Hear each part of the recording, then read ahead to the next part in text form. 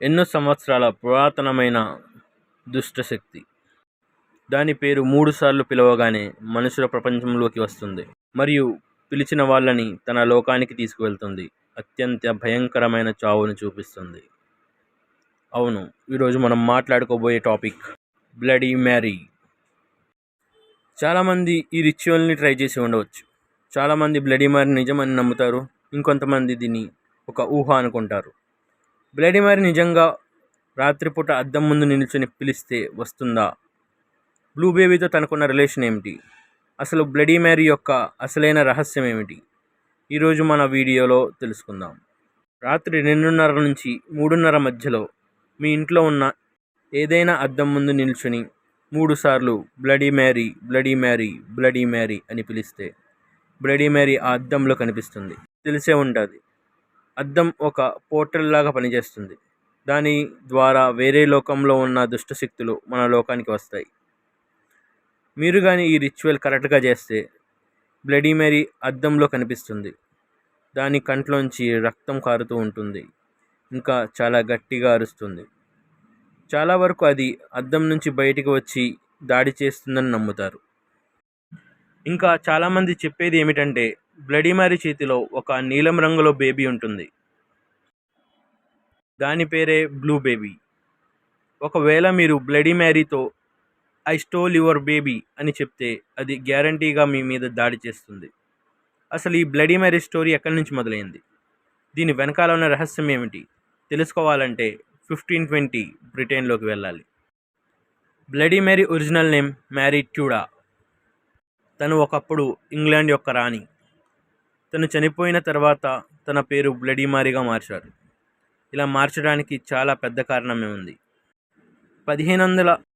1509 నుంచి 1547 వరకు హెన్రీ అనే రాజు బ్రిటన్ని పరిపాలించేవాడు. తన కూతురే ఈ మ్యారీ. హెన్రీకి అబ్బాయి పుట్టడం లేదు. దానివల్ల తను చాలా టెన్షన్లో ఉండేవాడు, తన రాజ్యానికి ఎవరికి ఇవ్వాలని చెప్పి. మేరీ అమ్మాయి అవ్వడంతో తనను అంత ఇష్టపడేవాడు కాదు. మేరీ కానీ రాణి అవ్వాలని ఫిక్స్ అయ్యింది. అందుకని తన చుట్టాల్లో ఉన్న మగ సంతానాన్ని అందరినీ చంపేసింది. ఆ తర్వాత ఆఖరికి మేరీ రాణి అయ్యింది. కానీ మేరీ చాలా క్రూరమైన రాణి. రాజ్యంలో ప్రజలందరూ తను చెప్పినట్టు నడవాలని చూసేది. ఎవరైనా మాట వినకపోతే ప్రజల ముందు చంపించేసేది.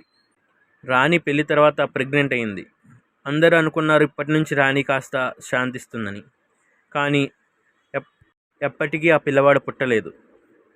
అక్కడ ఉన్న పూజారి అది చూసి తను ఈ కడుపులో పెరుగుతుంది మనిషి కాదు, ఒక దుష్టశక్తి అని చెప్పాడు. దానితో రాణి కృంగిపోయింది. ఇంకా తనకి వారసులు లేరని చెప్పి బాధపడుతూ ఆ బాధలోనే చనిపోయింది. ఆ తర్వాత నుంచి ఎవరైనా రాత్రిపూట అద్దం ముందు నిల్చొని బ్లడీ మ్యారీని తలుచుకుంటే వారికి కనిపించేది మరియు వాళ్ళని చంపేసేది. ఈ విషయం మెల్లగా ప్రపంచం మొత్తం స్ప్రెడ్ అయింది. అందరూ దీన్ని నమ్మడం మొదలుపెట్టారు. ఒకవేళ ఈ మొత్తం ఘటనలు మనం ఒక సైంటిఫిక్ విధంగా చూస్తే దీనికి వచ్చింది ఒక వ్యాధి. దాని పేరు సిడోసిస్. అంటే ఈ వ్యాధి వచ్చిన మహిళకి తను కడుపుతో ఉన్నట్టు, ప్రెగ్నెన్సీతో ఉన్నట్టు అనిపిస్తుంది. కానీ యాక్చువల్గా తను ప్రెగ్నెంట్ అయ్యి ఉండదు. అప్పటి ఉన్న డాక్టర్స్కి దీని గురించి నాలెడ్జ్ లేకపోవడం వల్ల దీనిని ఒక దుష్టశక్తి అని చెప్పారు. మొత్తానికి దీని వెనకాతల ఉన్నది ఒక వ్యాధ, లేకపోతే నిజంగానే రాణి కడుపులో ఒక దుష్టశక్తి ఉందా? దుష్టశక్తి ఉంటే అది బయటికి ఎందుకు రాలేదు?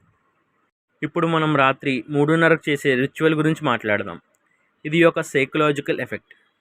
రాత్రి 3 గంటలకి మీరు నిద్రలో ఉంటారు. ఒకవేళ మీరు పడుకోకపోయినా, మేలుకొని ఉన్నా, మీ యొక్క సబ్కాన్షియస్ మైండ్ అనేది నిద్రపోవడానికి ట్రై చేస్తూ ఉంటుంది. మీరు మీ మనసులో బ్లడీ మ్యారీ లాంటి కథలు వేశారు. ఇప్పుడు మీ మైండ్ ఈ సమయంలో యాక్టివ్గా ఉండదు. మీరు ఇలాంటి సమయంలో బ్లడీ మ్యారీ లాంటి రిచువల్స్ పెర్ఫామ్ చేస్తే మీకు చాలా రకమైన హెల్యూజినేషన్స్ కలుగుతాయి.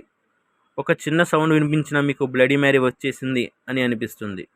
ఒక మనిషి మనసులో ఉన్న భయమే ఆ మనిషి ప్రాణానికి ప్రమాదకరం. ఇలాంటి హర్రర్ అండ్ మిస్టరీ స్టోరీస్ కోసం మా ఛానల్ని సబ్స్క్రైబ్ చేసుకోండి.